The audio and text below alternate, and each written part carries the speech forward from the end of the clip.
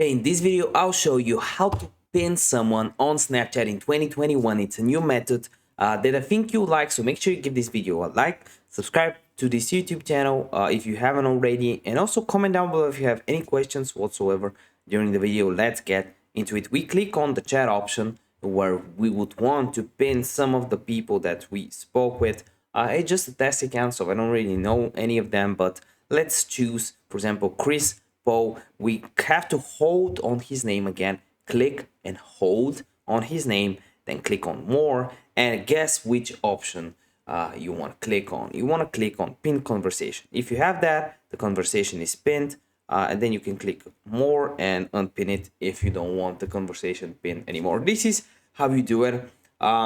If it doesn't work for you, maybe you need to update Snapchat. And if this video helped you out, give it a like. And I really want to see you in one of the next videos. See you there.